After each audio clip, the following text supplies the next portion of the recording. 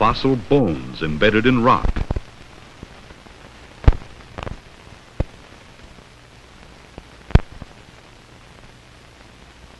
They remove some of the overlying rock and dirt so they can examine what they've found.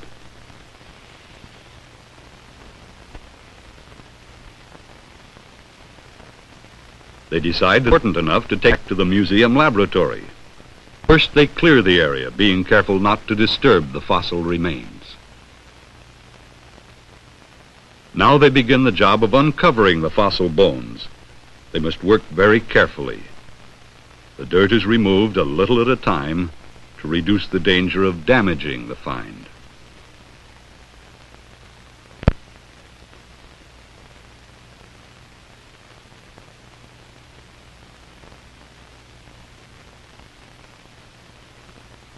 Soon they are able to identify their find. It's the paddle or flipper of a plesiosaur.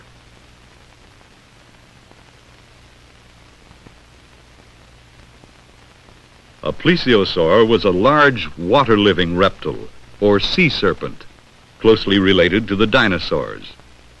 From the age of the rock in which it was found, they know that this plesiosaur lived perhaps 100 million years ago.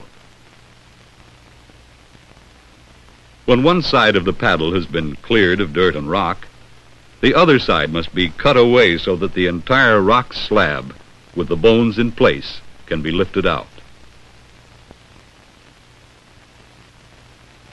The slab will be covered with a plaster cast so the bones can be moved without crumbling or breaking them. First, pieces of wet newspaper cover the bones in order to protect them from the plaster.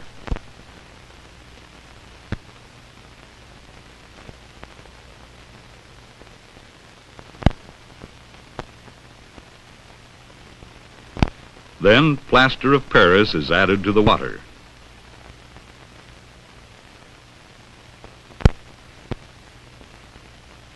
Pieces of burlap are soaked in the plaster of Paris.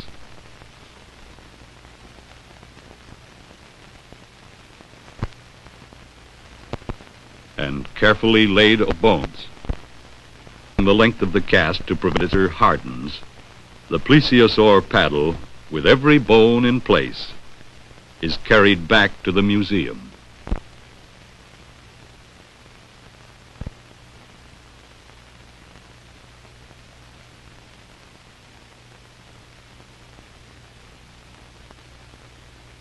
At the museum, the paleontologists work in their laboratory on the job of preparing the fossil materials for study or exhibition.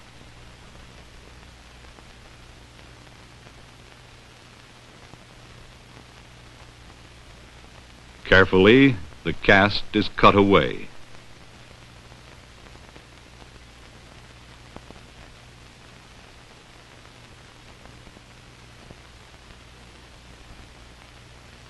Great skill and patience are needed.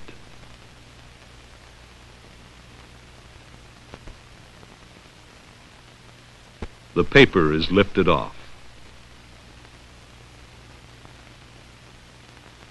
The bones must be freed from the dirt and rock that still remains.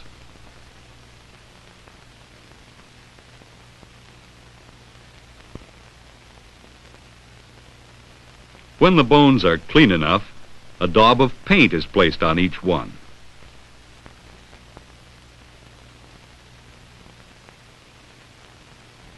Then they are numbered.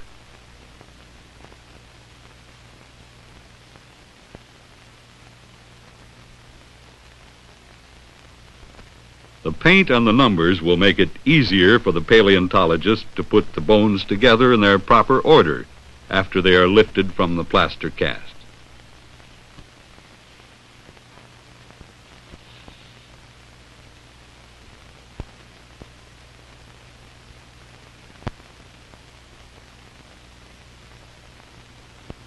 Finally, when enough fossil bones of a plesiosaur have been gathered together, an entire skeleton is assembled. The new paddle is put in its proper place. The skeleton is mounted on iron supports to hold it in a natural position. The bones of many animals collected over many years have been used to make this skeleton.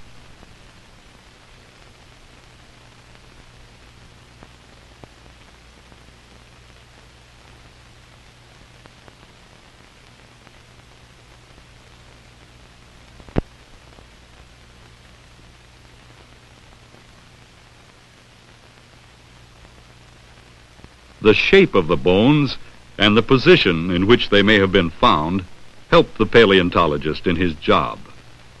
The plesiosaur skeleton has been put together as it must have been when the animal was alive.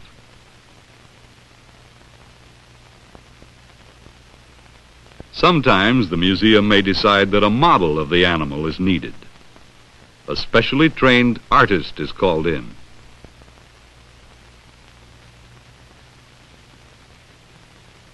The artist works with the paleontologist to make a sketch of the plesiosaur's skeleton.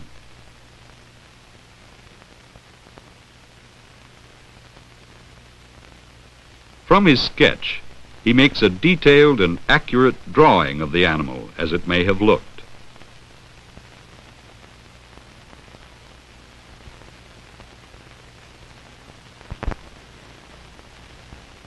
And from the artist's drawing, a model is finally completed.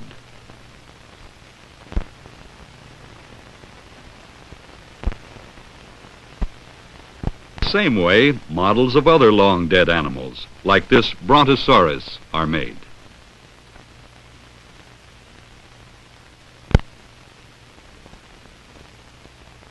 Finally, visitors to a museum may look at an exhibit like this one.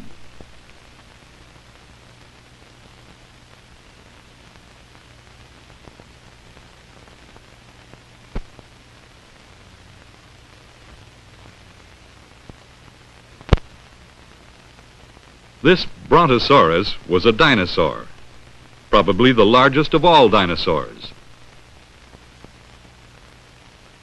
A model of a man, built to scale, will give you some idea of its size. No men, of course, lived when the dinosaurs were alive. Brontosaurus was a plant eater. Some brontosaurs weighed as much as 50 tons. Perhaps 10 times as much as a modern elephant, and may have been 60 to 70 feet long.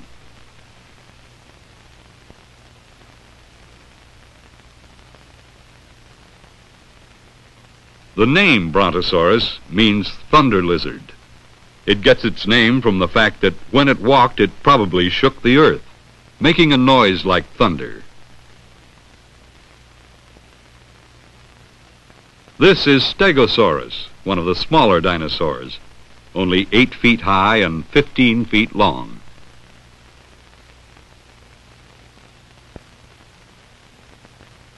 Again, the model man will give you an idea of its size.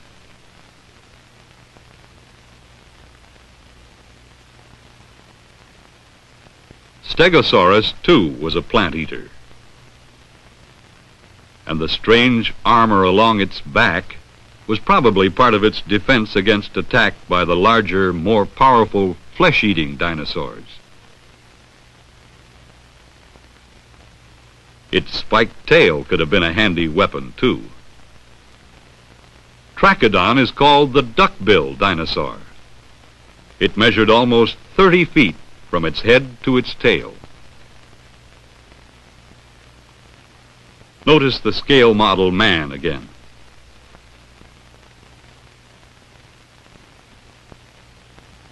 Trachodon walked upright. It lived in the rivers and swamps of North America, feeding upon water plants. The peculiar shape of its mouth gives it the name duckbill. Paleontologists believe it may have strained its food from the mud, much as a modern duck does.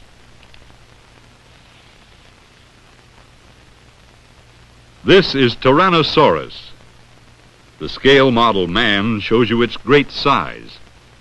Fortunately, perhaps, the last Tyrannosaurus died about 100 million years before the first man appeared. For Tyrannosaurus was the tyrant lizard, the most terrible of all the dinosaurs.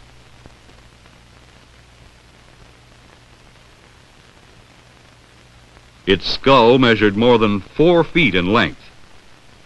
Its sharp, pointed 6-inch teeth prove it was a meat eater.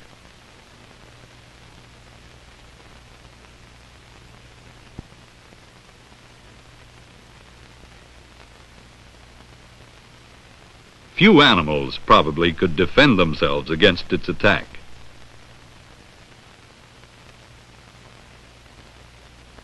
The fossil bones of dinosaurs and other giant reptiles have been found on every continent. From fossils like these, we know that dinosaurs ruled the earth for over 100 million years, only to disappear completely. No one really knows why. The dinosaurs and the other giant reptiles are gone. But today, paleontologists and other scientists are continually searching for fossils in order to better understand the record of life on Earth.